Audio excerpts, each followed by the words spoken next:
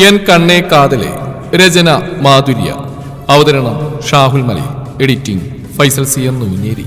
നീ എന്നാടാ മാനത്ത് നോക്കി ഇളിച്ചുകൊണ്ടിരിക്കുന്നത്? ഇതാ നീ തന്നെ കുടിച്ചോ ആദ്യം. എന്റെ പൊന്നുമോ, ഇത് ആദ്യം മോന്താൻ വേണ്ടിയല്ലേ ഇത്ര നേരം കാത്തു നിന്നേ? പറച്ചിലിനൊപ്പം തുളുമ്പിൽക്കുന്ന കൈക്ക് വല്യപ്പച്ചൻ അവന് നേരെ നീട്ടിയതേ. എനിക്ക് വേണോ ലിപ്പച്ച? അവന്റെ ഒറ്റ ഡയലോഗിൽ അവിടെയുള്ളവരെല്ലാം കണ്ണുമിഴിച്ച് കുടിച്ചത് ഇറക്കാൻ കഴിയാതെ അനക്കമറ്റി നിന്നുപോയി. എന്നതാടാ നീ പറഞ്ഞ്? ഈ വെഡിങ് ആനിവേഴ്സറി അന്നേക്ക് തന്നെ എനിക്ക് അറ്റാക്ക് വരുത്തോടാ നീ. ഔസേപ്പിന്റെ നെഞ്ചിൽ കൈവച്ചുള്ള പറച്ചിലാണ് എല്ലാവർക്കും ബോധം വന്നത്. നിന്റെ തല എവിടെയാടാ ചെന്നിടിച്ചേ? ആദ്യം വന്ന് അവന്റെ തല രണ്ടു വശത്തേക്ക് ആട്ടിയതേ ചെക്കൻ അവന്റെ കൈ തട്ടി മാറ്റി ചുണ്ടുകൂർപ്പിച്ചു. സത്യം പറയടാ, നീ ഇതിനു മുന്നേ കൂടിയതെന്തോ അകത്താക്കിയില്ലേ? ജോ വന്ന് അവന്റെ കോളിൽ കുത്തിപ്പിടിച്ചതേ. ഒന്ന് പോടാ. അവന്റെ കൈയും തട്ടി മാറ്റി ആറ്റിറ്റ്യൂഡ് ഇട്ട് എഴുതാൻ അപ്പുറത്തായി ചെന്നിരുന്നു. ബാക്കി എല്ലാവരും പരസ്പരം നോക്കി. എന്നതാ ഇവിടെ? വല്യപ്പച്ച ഇതുവരെ തുടങ്ങിയില്ലേ? അലക്സിന്റെ ശബ്ദം കേട്ട് അവർ തിരിഞ്ഞു നോക്കിയത് അവന് പിറകെ ആദ്യം അങ്ങോട്ട് എത്തിയിരുന്നു. തുടങ്ങാൻ ഈ സാമദ്രോഹി ഒരു അവസരം തന്നില്ലടാ. അതിന് അവനെന്നാ ചെയ്തേ? ഇവൻ എന്റെ വാറ്റിനെ അപമാനിച്ചു. ഇവനിത് വേണ്ടാന്ന് പറഞ്ഞ അലക്സ് ഊട്ടി. നിനക്ക് വേണ്ട ഈ കുടിക്കണ്ടടാ, എന്റെ ആദമം കുടിച്ചോളൂ. പറച്ചിലിനൊപ്പം കരിക്കെടുത്ത് ആദ്യത്തിന്റെ കയ്യിലേക്ക് വെച്ചു കൊടുക്കലും കഴിഞ്ഞു. എല്ലാവരുടെയും നോട്ട് ആ സമയം കൊച്ചുവിലേക്കായി. എവിടെ ഒരു മൈൻഡില്ലാതിരിക്കുന്നതിനെല്ലാം അത്ഭുതത്തോടെ നോക്കി. ഇവനെന്തോ കാര്യമായി പറ്റിയിട്ടുണ്ട്. ആദ്യം അവൻ അടിമുടി നോക്കി. അപ്പോഴേക്കും വല്യപ്പച്ചൻ ആദ്യത്തിനൊപ്പം അലക്സിനും ജോയിക്കടക്കം കുടിക്കാതെ മാറിയുന്ന ആദിക്ക് വരെ സ്പെഷ്യൽ സാധനം ഒഴിച്ചു കൊടുത്തിരുന്നു. സംഭവം എന്തായാലും ഇഷ്ടപ്പെട്ട പോലെ ആദ്യം ഒഴിച്ച് എല്ലാത്തിനെയും മുഖമൊന്ന് തെളിഞ്ഞു. ബിയർ അടിക്കുമെന്നല്ലാതെ അവനിതിനോട് വലിയ താല്പര്യമൊന്നുമില്ല. പിന്നെ വല്യപ്പച്ചൻ നിർബന്ധിച്ചുകൊണ്ട് മാത്രം ഇപ്പൊ കഴിച്ചു എന്ന് മാത്രം. ബാക്കി കൂടെ ഇതുപോലെ കരിക്കൽ മിക്സ് ചെയ്തുകൊണ്ടുവരാൻ പറഞ്ഞ് ജോയെ ചായപ്പിലേക്ക് പറഞ്ഞു വിട്ട് ഔസേപ്പ് ഇതിന്റെ അടുത്തേക്ക് പോയിരുന്നു. സത്യം പറയടാ, എന്നാ പറ്റിയാടാ നിനക്ക്? എന്നാ പറ്റാൻ? വല്യപ്പച്ചനൊന്ന് പോയി. എനിക്കിപ്പോ കുടിക്കാനൊരു മൂടില്ല. നാളെ ആണെങ്കിൽ നോക്കാം, ഇന്ന് എനിക്ക് ഒട്ടും വേണ്ട പറഞ്ഞുകൊണ്ട് അവൻ മുഖം തിരിച്ചിരുന്നതേ. മോനെ കൊച്ചു, ഈ വല്യപ്പച്ചന്റെ അടുത്ത് വേണോടാ നിന്റെ ഉരുണ്ട് കളി? വാറു പറഞ്ഞോ നിന്നോട് കുടിക്കരുതെന്ന്? ഔസേപ്പിന്റെ ചോദ്യം കേട്ട് ചെക്കനൊന്ന് ഞെട്ടിയെങ്കിലും അവൻ പെട്ടെന്ന് ഭാവം മാറ്റി. പിന്നെ അവള് പറഞ്ഞില്ല ഞാനിപ്പോ കുടിക്കൂല. ഒന്ന് പോ വല്യപ്പച്ച. നല്ലോണം പുച്ഛിച്ച് കാണിച്ച് അവൻ മുഖം തിരിച്ചു. ആദിക്കൂട്ടാ, നമ്മളെ ലക്ഷ്മി കൊച്ചി ഇവിടെ വന്ന് പോയിട്ട് 2 ആഴ്ച കഴിഞ്ഞില്ലേ? എഴുതനിടം കണ്ണിട്ട് നോക്കി അയാൾ ആദ്യം നോക്കി ചോദിച്ചത് അടുത്തിരിക്കുന്നവൻ വീണ്ടും ഞെട്ടി. പക്ഷെ ഇപ്രാവശ്യം അവൻ തലയുയർത്തിയതേ ഇല്ല. ഏത് ലക്ഷ്മി കൊച്ച്? ആദിക്ക് സത്യത്തിൽ ആളെ പിടികിട്ടിയില്ല. എടാ, പാറുവിന്റെ മുത്തശ്ശിയെ കുറിച്ചാ വല്യപ്പച്ചൻ ചോദിച്ചത്. ആദം അവന് വ്യക്തമായി കൊടുത്തു. ഓ, പാറുവിന്റെ പാർട്ടിയല്ലേ? അവര് വന്ന് വീട്ടിൽ 2 ആഴ്ചയായി കാണും. ആദ്യ തലയാട്ടി പറഞ്ഞതേ. ഇപ്പോഴാ എനിക്ക് കാര്യങ്ങളൊക്കെ ഒന്ന് വ്യക്തമായത്. അപ്പോ വല്യപ്പച്ചൻ പോയി ആഘോഷിക്കട്ടെ. എന്റെ പുന്നാര കൊച്ചൂട്ടൻ ഇവിടെ ഇരുന്ന് എല്ലാം കാണ്. ചിരിയോടെ പറയലും അവന്റെ പുറത്ത് 2 തട്ടും തട്ടി അവന്റെ തോളിൽ പിടിച്ച് തന്നെ എഴുന്നേറ്റ് വല്യപ്പച്ചൻ അപ്പുറത്തേക്ക് ഇരുന്നു. എഴുതാൻ അപ്പോൾ തന്നെ ആരെയും നോക്കാതെ ഉടനടി അകത്തേക്ക് സ്കൂട്ടാവുകയും ചെയ്തു. വല്യപ്പച്ചന്റെ സ്പെഷ്യൽ സാധനം റെഡിയാക്കി സ്ട്രോ ഒക്കെ ഇട്ട് വെച്ച് അത് മൊത്തത്തിലെടുക്കാനായി ആൾക്കാരെ വിളിക്കാൻ ജോ പുറത്തേക്ക് ഇറങ്ങിയ സമയത്താണ് മീയും ഭാഗ്യവും ചാടിത്തുള്ളി ചായ്പിലേക്ക് കയറിയത്.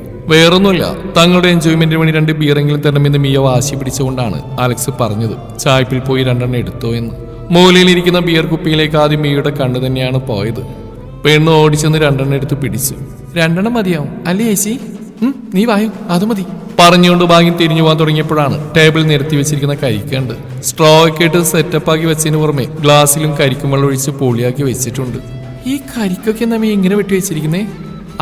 അവർ കുടിക്കാനായിരിക്കും നിസ്സാരമായി പറഞ്ഞ് പുറത്തേക്ക് ഇറങ്ങി പോകാൻ തുടങ്ങിയപ്പോൾ ഒരു നിമിഷം നിന്നു. ഭാഗ്യച്ചിക്ക് കരിക്ക് ഇഷ്ടമാണോ? എന്നൊരു 5 എണ്ണം നമുക്ക് എടുക്കാം. എന്നതായാലും ഈ 2 ബിയർ മാത്രമേ നമുക്കുള്ളൂ. കരിക്ക് വെള്ളം കുടിച്ചു കഴിഞ്ഞ് അത് വെട്ടിപ്പൊളിച്ച് തിന്നുകയും ചെയ്യാലോ, മിയ സന്തോഷത്തോടെ പറഞ്ഞു. അത് വേണോടി, ഇപ്പൊ തന്നെ ഫുഡ് കഴിച്ച് വയറ് ഫുള്ളാ. പിന്നെ ഒരു കരിക്കിന് കൂടെ അവിടെ സ്ഥലമൊക്കെ ഉണ്ട്, ചേച്ചിങ് എടുക്ക്. പാർച്ചിലിനൊപ്പം ബിയർ 2 സഞ്ചിയിലുമാക്കി കയ്യിൽ തൂക്കിയിട്ട് കരിക്കെടുത്ത് മിയ കയ്യിൽ പിടിച്ചവും 2 എണ്ണം ഭാഗ്യവും എടുത്തു. ഇനി 1 എണ്ണം കൂടി എടുക്കാൻ ത്രാണിയില്ലാത്തതുകൊണ്ട് ഇത് കൊണ്ടുവച്ചിട്ട് ഒന്നുകൂടെ വന്നെടുക്കാമെന്ന് ഉറപ്പിച്ച് 2ഉം കൂടെ പുറത്തേക്ക് ഇറങ്ങിപ്പോയത് 2 ചെക്കന്മാരെയും കൂട്ടി ജോ അങ്ങോട്ടേക്ക് എത്തിയിരുന്നു. എന്തുവാടി ഇത്? ബിയർ എടുത്ത് വരാൻ പറഞ്ഞിട്ട് കരിക്കും പൊക്കി പിടിച്ചാണോ വന്നേക്കുന്നേ? ബിയർ ഈ സഞ്ചിയിലുണ്ട് തീനു വെച്ച്, പിന്നെ കരിക്കേണ്ടപ്പോ ഒരു പൂതിക്ക് എടുത്തല്ലേ. പറച്ചിലിനൊപ്പം കരിക്കൊക്കെ ഇറക്കി വെച്ച് മിയൊന്ന് ഇളിച്ച് കാണിച്ചു. എനിക്ക് ബിയർ വേനാ തീനു, കരിക്ക് പോതും. പാറു അപ്പോൾ തന്നെ കയ്യിലെടുത്തു. സാറിയോ അങ്ങ് എത്തിയിരുന്നു. എന്തുവാ പാറു ചേച്ചി, ഒരു പ്രാവശ്യമെങ്കിലും ഇതൊന്ന് ടേസ്റ്റ് ചെയ്ത് നോക്ക്. എനിക്ക് വേനാ മിയ, പാട്ടി ചൊല്ലിയിരിക്കാറ് പെൺകുട്ടികൾ ഇതൊന്നും കുടിക്കൂടാന്ന്. തപ്പ്. എന്റെ പാറു, നീ ഇപ്പോഴും പാട്ടി പറയുന്ന അനുസരിച്ചാണ് ഇരിക്കുന്നത്. മോശം മോളെ, വളരെ മോശം മോശം മോശം. ബിയർ കുപ്പി പൊട്ടിച്ചുകൊണ്ട് ദീനു തല വിലങ്ങിനെയാട്ടി. അന്നൊരിക്കൽ കൊണ്ടുവന്നപ്പോഴും പാറു കഴിച്ചിരുന്നില്ല ബിയർ. ദീനു, ഇവൾക്ക് ഇതുവരെ ആ നൂറ്റാണ്ടിൽ നിന്ന് ട്രെയിൻ കിട്ടിയിട്ടില്ല. അവളെ വിട്, എനിക്ക് തായോ, ഞാൻ കുടിച്ചോളാം. ഇളിയോടെ പറഞ്ഞുകൊണ്ട് ഒരു ഗ്ലാസ് എടുത്ത് ആദ്യം തന്നെ ഭാഗ്യം പ്രസന്റായി. പാറയോടെ തലക്കിട്ടൊരു കിഴിക്കൊടുത്ത് കരിക്കുമായി തിരിഞ്ഞിരുന്നു. ഇതെന്താടി, ആകെ 2 കുപ്പിയേ ഉള്ളൂ? അയ്യോ, ഈ തന്നെ നിങ്ങളുടെ കെട്ടിയോന്റെ കാല് പിടിച്ചിട്ടാ കിട്ടിയേ. ഇനിയും പോരെങ്കിൽ മോള് നേരിട്ട് പോയി ചോദിച്ചോ. സാറയുടെ ചോദ്യത്തിന് നേരെ പുച്ഛം മാറി വിതറി മിയ ബെഡിലേക്ക് കയറിയിരുന്നു. ഞാൻ ചോദിക്കും വീറോടെ പറഞ്ഞ് വെട്ടിത്തിരിഞ്ഞ് പോകാൻ തുടങ്ങിയ സാറ പെട്ടെന്ന് അലക്സിന്റെ മുഖമോർത്തു നിന്നു. എന്തേ ചോദിക്കുന്നില്ലേ? സാറയുടെ നിൽപ്പ് കണ്ട് ദീനോളെ ചുഴിഞ്ഞോ നോക്കി. ഇത് കഴിഞ്ഞിട്ട് പോയി ചോദിക്കാം, കുറച്ച് ധൈര്യം വന്നോട്ടെ, വിളിച്ചുകൊണ്ട് പറഞ്ഞ് സാറ ബെഡിലേക്ക് ഇരുന്നു. അയ്യേ, ബാക്കി 4 കളിയാക്കി അവളെ നല്ലോണം അങ്ങ് പൂച്ചിച്ച് വിട്ടു. ഒന്ന് മുട്ടിച്ചെങ്കിലും തുടങ്ങേണ്ട പാറുവീച്ചി. ഗ്ലാസ്സിലേക്ക് ബിയർ ഒഴിക്കാൻ കാത്തു നിൽക്കാതെ തന്റെ കൈയുള്ള കരിക്ക് പാറു കുടിക്കാൻ തുടങ്ങിയതും മിയ കണ്ണുരുട്ടി അവളെ നോക്കി. സോറി ഞാൻ വെയിറ്റ് പண்றേ. പാറു അവളെ നോക്കിയൊന്ന് വിളിച്ചു. ചിയേഴ്സ്. ചിരിയോടെ ഗ്ലാസുകൾ മുട്ടിച്ചു. അവരൊരു സിപ്പ് എടുത്തും ഭാഗ്യത്തിന്റെ മുഖം മാത്രം ബിയറിന്റെ കയ്പിലൊന്ന് ചുളിഞ്ഞു. അപ്പോഴേക്കും പാറു കരിക്ക് വലിച്ചു കുടിച്ച് തുടങ്ങിയിരുന്നു. വായിലേക്ക് തുളച്ചേറെ നീറ്റലിനൊപ്പം എന്തോ ഒരു ചൂളൽ കൂടിയായതും അവളൊന്ന് എരിവലിച്ചു. എന്തിടി? ദീനവളുടെ കട്ടായം കണ്ട് മുഖം ചുളിച്ച് പാറുവിനോട് ചോദിക്കുന്നതിനൊപ്പം ഒറ്റവലിക്ക് അവളുടെ കയ്യിലെ ബിയർ കുടിച്ചേർത്ത് ശ്വാസം മാഞ്ഞു വലിച്ചു. ആ കുടി കൊണ്ട് ഭാഗ്യ അവളെ കണ്ണുമിഴിച്ച് നോക്കിയതും അപ്പുറത്ത് മീയും സാറേ അവരുടെ ഗ്ലാസും കാലിയാക്കിയിരുന്നു. ഇതൊക്കെ ചേച്ചിമാരുടെ ഓരോ കഴിവല്ലേ, നോക്കിയിരിക്കാതെ ഒറ്റവലി കുടിക്കടി, അല്ലേ പിന്നെ കയ്പാവേ. പറച്ചിലിനൊപ്പം ഭാഗ്യത്തിന്റെ കയ്യിൽ ബിയർ ഗ്ലാസ് അവളുടെ വായിലേക്കായി ദീന ഒറ്റടിക്ക് കമിഴ്ത്തി. പെട്ടെന്നുള്ള നീക്കമായതുകൊണ്ട് അത് കുടിച്ചു കഴിഞ്ഞതേ തരിപ്പിൽ കയറി ചുമക്കുന്നവളുടെ തലക്കിട്ട് സാറ തട്ടിക്കൊടുത്തു. ദീനു ഒരുവിധ ആശ്വാസമായതും ഭാഗ്യം ദീനു നോക്കി പല്ലുകടിച്ചു. ചോറി, ഇനി വേണം നിനക്ക്? എന്റെ പൊന്നോ വേണ്ട, ഞാൻ കരിക്ക് കുടിച്ചോളാം. ഇതിനെന്തോ ടേസ്റ്റ് വ്യത്യാസം ഭാഗ്യം, സാധാ കരിക്ക് പോലെയല്ല. പാറു കാര്യമായി പറഞ്ഞു. ബാക്കിയെല്ലാവരോളം കണ്ണു ചുരുക്കി നോക്കി. നിനക്ക് തോന്നിയായിരിക്കും പാറു, ആ കരിക്കിന്റെ കളർ അറിഞ്ഞൂടെ, അത് സൂപ്പറാ. കരിക്കിന്റെ നിറത്തിലേക്ക് നോക്കി സാർ ഉറപ്പിച്ചു പറഞ്ഞതേ പാറു ഒന്ന് സംശയിച്ചെങ്കിലും തലയാട്ടി വീണ്ടും കുടിച്ചു തുടങ്ങി. ആദ്യത്തെ ആ പുളിപ്പും തരിപ്പും വീണ്ടും തോന്നിയെങ്കിലും പതിയെ അതിന്റെ രസം പിടിച്ച പോലെ പാറു മുഴുവനായി അത് കുടിച്ചു തീർത്തത് വല്ലാത്തൊരു ചിരി അവളുടെ ചുണ്ടിലായി വിരിഞ്ഞിരുന്നു. ഭാഗ്യത്തിന് കരിക്ക് കുടിച്ചപ്പോൾ ഇതേ അനുഭവം ഉണ്ടായെങ്കിലും സാറ പറഞ്ഞു കൊടുത്താതൊന്നും കാര്യമാക്കാതെ അവളും സ്ട്രോയിലൂടെ വലിച്ചു കയറ്റി. മീയും ദീനവും സാറയും 2 ബിയർ കുപ്പി കാലിയാക്കിയതിനൊപ്പം തന്നെ പാറുവിന്റെയും ഭാഗ്യത്തിന്റെയും കരിക്കും കാലിയായി. ഭാഗ്യേച്ചി, നാണക്കേട്, ഒരു കുഞ്ഞു ഗ്ലാസ് ബിയർ ഒരു കരിക്കും കുടിച്ചെന്ന് പറഞ്ഞു ഇങ്ങനെ ആരെങ്കിലും മയങ്ങി വീഴുമോ?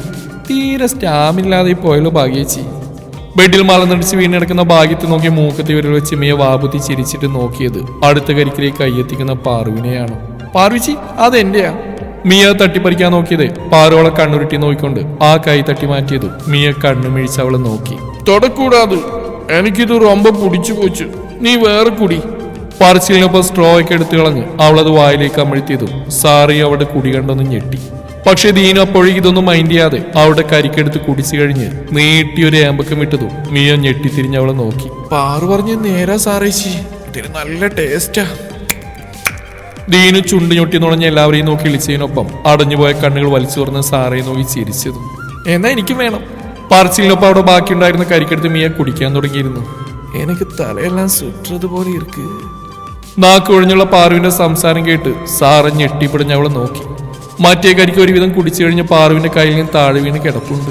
അത് ഈ കരിക്ക് കുടിച്ച ആടുവോ? പിന്നെ ആടും. അത് ചെന്തെങ്കിന്റെ കൊല ആയതുകൊണ്ടാടി, നീ കേട്ടിട്ടില്ലേ? ചെന്തെങ്കിന്റെ കൊലയാണെങ്കിൽ ആടൂന്ന്. പാറു, നീ ഇപ്പൊ നല്ലപോലെ ആടുന്നുണ്ടടി. നിനക്ക് വല്ല കൂടിയാട്ടത്തിനും പോയി കൂടെ. നാക്ക് കുഴഞ്ഞുകൊണ്ട് ദീനുവിന്റെ മറുപടി എത്തിയതേ സാറ് 2നെയും മാറി മാറി നോക്കി. കർത്താവ്, ഇവരെന്നതാ കരിക്കെന്ന് പറഞ്ഞ് വലിച്ചു കുടിച്ചത്? കുടിച്ച ബിയറിന്റെ കെട്ടൊക്കെ എങ്ങോട്ട് പോയെന്നറിയാതെ അവൾ നെഞ്ചിൽ കൈവച്ചു. ബോധം വന്ന പോലെ അവസാനത്തെ കരി കുടിച്ചുകൊണ്ടിരിക്കുന്ന മീയുടെ കയ്യിൽ നിന്ന് അവൾ അത് തട്ടിപ്പറിച്ച് വാങ്ങിയത്. സാറേച്ചി, മിയ ചുണ്ട് വിളത്തി അവളെ നോക്കി. മിണ്ടാ നിൽക്ക് മിയെ. പറച്ചിലിനൊപ്പം അവളത് മൂക്കോട് അടുപ്പിച്ച് സ്മെല് ചെയ്ത് നോക്കിയതേ വലിയ മണമൊന്നുമില്ല, എന്നാലും ഒരു നാറ്റമുണ്ട്. അടുത്ത നിമിഷം ചുണ്ടോട് അടുപ്പിച്ച് ഒരു കവിൾ അവൾ കുടിച്ചതേ കാര്യം പിടികിട്ടിയ പോലെ സാറയുടെ കണ്ണു മിഴിഞ്ഞു. എന്റെ മാതാവേ, ഇത് വേറെന്തോ കൂടിയ സാധനമാണെന്ന് തോന്നുന്നു. ഞാൻ തന്നെ ഇവറ്റകളെ കൊണ്ട് കുടിപ്പിക്കുകയും ചെയ്തു. ആരെങ്കിലും അന്വേഷിച്ചു വന്നാൽ ഞാൻ എന്നാ ചെയ്യും? എന്റെ ഈശോമിശിയായേ, ഈ കുട്ടിക്കുരിപ്പ് എടുത്തോണ്ട് വന്നേ, അവിടെ ഒടുക്കത്തൊരു കരിക്ക് എന്നാടി നീ എടുത്തോണ്ട് വന്നേ? സാറ വന്ന ദേഷ്യത്തിൽ മിയക്ക് നേരെ തിരിഞ്ഞതും ബെഡിൽ വീണ് കിടക്കുന്നവളെ കണ്ട് സാറ നെഞ്ചത്ത് കൈവച്ചു. പാറുവും ദീനുവും നേരത്തെ വീണിരുന്നു. 4 ചുണ്ടിനിടയിലിട്ട് എന്തൊക്കെയോ പിറുവിറിക്കുന്നുണ്ട്. അവരെ കാണുന്നതോറും സാറയുടെ കയ്യും കാലൊക്കെ വിറച്ചു കയറി. ബിയറൊക്കെ കുടിക്കാൻ അനുവാദം തരുമെങ്കിലും കൂടിയൊരു സാധനം പോലും അവിടുത്തെ പെണ്ണുങ്ങളാരും രുചിച്ച് പോലും നോക്കിയിട്ടില്ല. എന്നിട്ടാണ് ഇപ്പൊ 4 പൂസായി കിടക്കുന്നത്. ഞാനിനി എന്നാ ചെയ്യും കർത്താവേ? അമ്മച്ചിമാരാരെങ്കിലും ഇത് കണ്ടുകൊണ്ട് വന്നാ എനിക്ക് ആലോചിക്കാൻ മേല. മീയുടെ റൂമാണത്. പെട്ടെന്ന് എന്തോർത്ത പോലെ ദീനുവിനെയും പാറുവിനെങ്കിലും തട്ടി വിളിച്ച് റൂമിലേക്ക് എത്തിക്കാമെന്ന് കരുതിയെങ്കിലും സാറയെ ചീത്ത വിളിച്ച് രണ്ടുപേരും വശത്തേക്ക് തിരിഞ്ഞു കിടന്നു. ഇനി വേറൊന്നും ചിന്തിച്ചെടുക്കാൻ സമയമില്ലാതെ രണ്ടും കൽപ്പിച്ച് അലക്സിനോട് ആദത്തിനോട് ഇതിനോട് കാര്യം പറയാമെന്ന് ഉറപ്പിച്ച് സാറ പാഞ്ഞു പുറത്തേക്ക് പോയി. താഴെ നിന്ന് അലക്സിന്റെ കൈയും പിടിച്ച് മുകളിലേക്ക് ഓടി കയറുകയാണ്.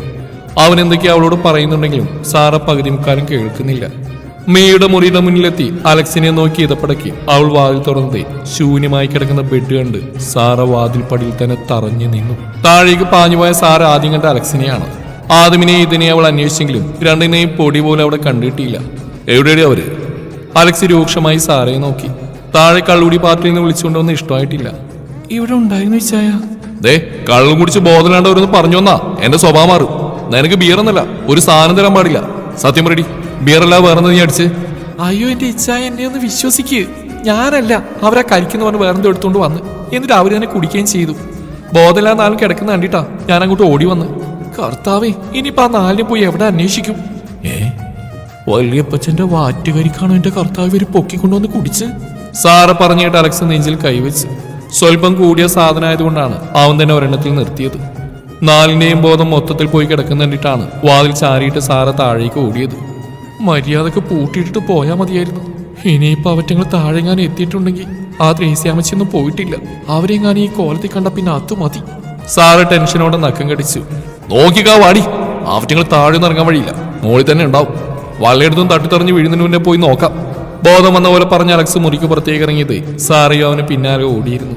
ചുമരിൽ കൂടെ ഊർന്നൂർന്ന് ആദ്യം പോകുന്ന മീയിലേക്ക് നോക്കി ഭാഗ്യവുമെല്ലാം ചുമരിലേക്ക് കൈ അമർത്തി വെച്ച് താഴേക്ക് ഇറങ്ങാൻ നോക്കി. നീക്ക് പറ്റുന്നില്ല മിയ, നീ പോ. വാക്കുകൾ പെറുക്കൂട്ടി ഭാഗ്യം കോണിപ്പടിയിൽ കൈകുത്തിയിരുന്നു. മിയ അവളെന്ന് തിരിഞ്ഞു നോക്കി. ബാച്ചിക്ക് നീ കരിക്ക് വേണേ വാ, ഞാൻ പോവും. നിക്ക് നീ വേണം. എന്റെ കരിക്ക് സാരേച്ചി കൊണ്ടുപോയി, ഇതൊരു ടേസ്റ്റാ. പറച്ചിലിനൊപ്പം ബാലൻസ് ഇട്ടാതെ അവളും കോണിപ്പടിയിലേക്ക് മൂടും കുത്തി ഇരുന്നു പോയതേ ഭാഗ്യം പൊട്ടിച്ചിരിച്ചുകൊണ്ട് ചുമരിലേക്ക് തല ചേർത്ത് വെച്ച്. ഭാഗ്യത്തിന്റെ ചിരി കേട്ട് തിരിഞ്ഞു നോക്കി മിയ ചുണ്ടുകൂർപ്പിച്ചെങ്കിലും അടുത്ത നിമിഷം അവളും പൊട്ടിച്ചിരിച്ചിരുന്നു. കുറച്ചു നേരത്തെ ചിരിയൊക്കെ കഴിഞ്ഞ് ഭാഗ്യം മൂട് വെച്ച് നിരങ്ങി നിരങ്ങി മിയുടെ അടുത്തെത്തി. എങ്ങനെ പോവാടി, മുഖിങ്ങനെ നിരങ്ങി നിരങ്ങി പോവാടി, വേത്തു. വലിയ കാര്യം പോലെ ഭാഗ്യം പറഞ്ഞു. മീയും അടഞ്ഞു തുടങ്ങിയ കണ്ണുകൾ വലിച്ചു തുറന്ന് ഭാഗ്യത്തെ നോക്കി സൂപ്പർ ഐഡിയ എന്ന പോലെ തലയാട്ടി കാണിച്ചു. രണ്ടും കൂടി രണ്ടു പടി ഇറങ്ങിയില്ല. മുന്നിൽ കാണുന്ന രണ്ടു കാലുകൾ അപ്പോഴേക്ക് അവരുടെ വഴി തടസ്സപ്പെടുത്തിയിരുന്നു. ചുണ്ടുകൂർപ്പിച്ച് മുകളിലേക്ക് നോക്കിയ ഭാഗ്യം തന്നെ മിഴിച്ചു നോക്കിയിരിക്കുന്ന ആദ്യം കണ്ട് പല്ല് മൊത്തത്തിൽ വിളിച്ചു കാണിച്ചു. ആദി, എനിക്ക് കരിക്ക് വേണം ആദി. പറച്ചിലിനൊപ്പം അവന്റെ കാലിൽ ചുറ്റിപ്പിടിച്ച് അവൾ എഴുന്നേൽക്കാൻ നോക്കിയത് പെട്ടെന്നുള്ള അവളുടെ നീക്കത്തിൽ നിന്ന് ആടിപ്പോയവൻ കോണിപ്പടിയിൽ കൈമുറുക്കി. നീ എന്താ ഈ കാണിക്കുന്ന ശ്രീ? അടുത്ത നിമിഷം നേരെ നിന്ന് അവൻ കാലിൽ നിന്ന് അവിടെ കൈവിടി വെച്ച് പൊക്കി എഴുന്നേൽപ്പിച്ചും ഇത്ര നേരം താഴേക്ക് നോക്കി ഓരോന്ന് കണക്കൂട്ടി പിറിവിർത്തിരുന്ന മിയ അവനെ തല ഉയർത്തി നോക്കി. കരിക്ക് താതി, എനിക്ക് കരിക്ക് വേണം. ഷർട്ടിൽ പിടിച്ചു വലിച്ച് ഭാഗ്യ അവന്റെ നെഞ്ചിലേക്ക് മുഖം പൂഴ്ത്തി വെച്ചു. ഇവളിത് എന്ത് കരിക്കായി പറയുന്നേ? ഓ ഈ ബാജി, ഞാൻ പറഞ്ഞത് ആദ്യട്ടാ. ബാജി പറഞ്ഞതേ കനിക്ക് വേണമെന്നാ. കനിക്ക് കരിക്ക്. കരിക്കോ? ഏത് കരിക്ക്? നിങ്ങൾ നേരത്തെ കുടിച്ചില്ലേ ആ കരിക്ക്. മിയ പറഞ്ഞു വലുതായിട്ടൊന്നും കത്തിയില്ലെങ്കിലും രണ്ടിനും ബോധമില്ലെന്ന് അവൻ ഉറപ്പായി. സത്യത്തിൽ ഇതിനെ നോക്കി വന്നതായിരുന്നു അവൻ. അപ്പോഴാണ് കോണിപ്പടി നിരങ്ങിയിറങ്ങി വരുന്ന രണ്ടെണ്ണത്തിനെ അവന്റെ കണ്ണിൽ പെട്ടത്. എന്തൊക്കെയോ പുലമ്പിക്കൊണ്ട് തന്നെ നെഞ്ചിൽ തലയിട്ട് ഉരക്കുന്നവളെയും താഴെ ആടിക്കൊണ്ടിരിക്കുന്നവളെയും അവൻ മാറി മാറി നോക്കി. ഈ ആദ്യത്തിനൊന്നും അറിയില്ല ബാച്ചി, ഞാൻ പോയി എടുത്തോണ്ട് വരാൻ കരിക്ക്. പെട്ടെന്ന് വലിയ കാര്യത്തിൽ പറച്ചിലിനൊപ്പം ആദിക്ക് പിടിക്കാൻ കഴിയുന്നതിന് മുന്നേ മിയ നിരങ്ങിയിറങ്ങിയതേ ബാലൻസ് സെറ്റി രണ്ടുപടി അവൾ ഉരുണ്ട് വീഴാൻ തുടങ്ങിയതും മുകളിലേക്ക് കയറി വന്ന ആദവളെ പിടിച്ചു നിർത്തിയിരുന്നു. എന്നതാണോ ഇത്? മിയെ പൊക്കി നിർത്തി ആദം പകപ്പോടെ ആദിയെ നോക്കി. എനിക്കറിയാൻ വയ്യ, ഞാൻ വരുമ്പോ രണ്ടുകൂടെ അവിടെ കിടന്ന് ഇറങ്ങിയായിരുന്നു. പറച്ചിലിനൊപ്പം കയ്യിൽ കിടന്ന് കുതിർന്നവൾ അടക്കി പിടിച്ചുകൊണ്ട് ആദ്യം മുകളിലേക്ക് കയറിയതേ മിയയും കൂട്ടി ആദമും മുകളിലേക്ക് കയറി. അപ്പോഴേക്കും അലക്സും സാറെ അവിടെ കലപില കേട്ടിങ് എത്തിയിരുന്നു. ഭാഗ്യത്തെയും മിയ അവിടെ കണ്ട് അവർക്ക് സമാധാനമായെങ്കിലും ദീനവും പാറും അവിടെ ഇല്ലെന്ന് കണ്ട് വീണ്ടും ഞെട്ടി. സാറയും അലക്സും കോണിപ്പടി കടന്ന് മുറി ലക്ഷ്യമാക്കി നടന്ന സമയം തന്നെ അപ്പുറത്തുനിന്ന് ഭാഗ്യവും മിയും സ്റ്റെയർ ലക്ഷ്യമാക്കി വന്നിരുന്നു. ചേട്ടായി, എനിക്ക് സാറേജി കരിക്ക് തന്നില്ല. അലക്സിനെ കണ്ടതേ ആദത്തിനടുത്തുനിന്ന് മിയ രണ്ടു കൈ നീട്ടി അലക്സിന് നേരെ ചാഞ്ഞു. ഭാഗ്യ അപ്പോഴേക്ക് ആദിയുടെ നെഞ്ചിലേക്ക് ചേർന്ന് മയങ്ങി തുടങ്ങി. എങ്കിലും എന്തൊക്കെയാ അവ്യക്തമായി പുലമ്പുന്നുണ്ട്. പാറും ദീന എവിടെ മിയ? സാറ മിയെ പിടിച്ചിരിക്കാൻ നോക്കിയതേ അവൾ കൈമലത്തി കാണിച്ച് അലക്സിന്റെ തോളിലേക്ക് തന്നെ ചാരി നിന്നു. ദീനുവിന്റെ പേര് കേട്ട് ആദം പകപ്പോടെ അവരെ നോക്കി. അവളും കുടിച്ചോ? അപ്പോഴേക്ക് അലക്സ് ഒരുവിധം സംഭവിച്ച കാര്യങ്ങളൊക്കെ അവരോട് പറഞ്ഞു കൊടുത്തു. 3-4 കരിക്ക് കാണാനില്ലെന്ന് പറഞ്ഞ് വല്യപ്പച്ചന്റെ മുന്നിൽ നിന്ന് മോങ്ങിയ ജോയിയുടെ മുഖം ആദിയുടെ മനസ്സിലേക്ക് കടന്നു വന്നു. അപ്പൊ അതാണ് ഇവറ്റങ്ങളുടെ വയറ്റിലേക്ക് എത്തിയത്. പെട്ടെന്ന് കോമൺ ബാൽക്കണിയുടെ അവിടെയായ ഒരു ഒച്ച കേട്ടത് അടുത്ത നിമിഷം ഞെട്ടിയ പോലെ ആദമും സാറയും അങ്ങോട്ടേക്ക് പാഞ്ഞു. പുറകെ തന്നെ മീയയും ഭാഗ്യത്തെയും പിടിച്ച ആദ്യം അലക്സും. ദീനു ബാൽക്കണിയുടെ റെയിലിംഗിൽ പിടിച്ചാടുന്നവളെ കണ്ട് ഞൊടിയിടയിൽ ആദ്യം അവൾക്ക് നേരെ അടുത്തു. ദീനു തിരിഞ്ഞു നോക്കാൻ തുടങ്ങും മുന്നേ അവന്റെ കൈകൾ അവളെ ചുറ്റി വരിഞ്ഞതും അവളൊന്ന് കുതിരിപ്പിടഞ്ഞു. മുന്നിൽ നിൽക്കുന്ന ആദമിനെ കണ്ട് ഒരു നിമിഷം അവളുടെ മുഖം ഇടുന്നു. അടുത്ത നിമിഷം സങ്കടത്താൽ അവളുടെ കീഴിച്ചുണ്ട് പുറത്തേക്ക് ഉന്തിയിരുന്നു. എന്റെ കർത്താവേ, എന്നാടി അവൻ ഈ അടിക്കുന്നു? ഒരു തുള്ളിയെങ്കിലും നാളെ എനിക്ക് അടിക്കാൻ ബാക്കി വെക്കടാ തിണ്ടി. സ്വന്തം മുറിയിലെ ബാൽക്കണിയിൽ നിന്ന് താഴെ ഗാർഡനിലെ ബെഞ്ചിൽ വല്യപ്പച്ചന്റെ തള്ളും കേട്ടിരുന്നത് കള്ളുമോന്നുന്ന ജോയെ നോക്കി വെള്ളമിറക്കി നിൽക്കുകയാണ് അവൻ. വലിയ കാര്യത്തിൽ വീം പറഞ്ഞ് എഴുന്നേറ്റ് പോന്നെങ്കിലും ചെക്കന് ഉള്ളിന്റെ ഉള്ളിൽ നല്ല വിഷമമുണ്ട്. വല്യപ്പച്ചന്റെ സ്പെഷ്യൽ സാധനത്തിനെ കുറ്റം പറഞ്ഞെങ്കിലും അതൊന്ന് ടേസ്റ്റ് ചെയ്ത് നോക്കാൻ വല്ലാത്ത ആഗ്രഹം ഉണ്ടായിരുന്നു. അങ്ങനെ സെലിബ്രേഷനൊക്കെ നടക്കുമ്പോൾ പാതിരാ കഴിയാതെ അവൻ അകത്തേക്ക് കയറാറില്ല. ഇത് തീരെ നിവൃത്തിയില്ലാതെയായിപ്പോയി. താഴെ കുറച്ചു നേരം കൂടി നിന്നാൽ എങ്ങാനും കുടിക്കാൻ തോന്നിയാൽ ശരിയാവത്തില്ലല്ലോ. എന്നിരുന്നാലും അവൻ ഓവറാവും വിധം ഒന്നും കഴിക്കാറില്ല. ഇതിപ്പോ വല്യപ്പച്ചന്റെ മൂപ്പിക്കൽ കൂടി കഴിച്ചു പോയതാ. അങ്ങനെയങ്ങ് പാറുവിന്റെ മുമ്പിൽ തോൽക്കാൻ അവൻ ഉദ്ദേശിച്ചിട്ടില്ല. കുടിക്കില്ലെന്ന് പറഞ്ഞാൽ കുടിക്കില്ല. ചുണ്ടുകൊട്ടി മനക്കരുത്ത് നേടി അവൻ മുറിയിലേക്ക് തിരിച്ചു കയറിയത് വാതിൽ ശക്തിയുള്ള കുട്ടി എഴുതന്റെ നെറ്റിയൊന്ന് ചുളിഞ്ഞു. അതേ സംശയത്തോടെ വാതിൽ തുറന്നും ഡോറിൽ ചാരിയുന്ന പാറു ഞൊടിയിടയിൽ അവന്റെ നെഞ്ചിൽ വന്ന് വീണിരുന്നു. ഒട്ടും പ്രതീക്ഷിക്കാത്തതുകൊണ്ട് തന്നെ അവൻ മിഴിഞ്ഞ കണ്ണുകളോടെ തന്റെ നെഞ്ചിൽ കിടക്കുന്നവളെ നോക്കി. ഇവൾ ഇത്ര പെട്ടെന്ന് ശാന്തി മുഹൂർത്തം ആഘോഷിക്കാൻ വന്നു? പാറു പാറു ആദ്യത്തെ പകപ്പ് മാറി തന്റെ നെഞ്ചിൽ മുഖം പൊഴുത്തു നിൽക്കുന്നവളെ തട്ടി വിളിക്കാൻ ശ്രമിച്ചെങ്കിലും കുറുകിക്കൊണ്ട് അവന്റെ ഇടുപ്പിലൂടെ അവൾ ഒന്നുകൂടെ കൈയിട്ട് മുറുക്കി പിടിച്ചു. എന്റെ കർത്താവേ, എന്നാ പറ്റി ഇവൾക്ക്? പാറു തന്നെയല്ലേ ഇത്? വെപ്രാളത്തോടെ തന്നെ നെഞ്ചിൽ അമർത്തി വെച്ചിരിക്കുന്നവളുടെ മുഖം അവൻ കവിളിൽ കൈവച്ച് ഉയർത്തിയത് അടഞ്ഞു തുടങ്ങിയ കണ്ണുകൾ സ്വൽപ്പം തുറന്ന് അവനെ നോക്കി മനോഹരമായി പുഞ്ചിരിക്കുന്നവളെ കണ്ട് അവന്റെ കണ്ണുകൾ അത്ഭുതത്തോടെ വിടർന്നു. ഒരു തുള്ളി പോലും കുടിക്കാത്ത എയ്തനും അടിച്ച് പൂക്കുറ്റിയായ പാറുവും ശാന്തി മുഹൂർത്തം കലക്കുമോ? കാത്തിരിക്കാം. ഈ കഥയുടെ ബാക്കി ഭാഗം നാളെ ഇതേ സമയം.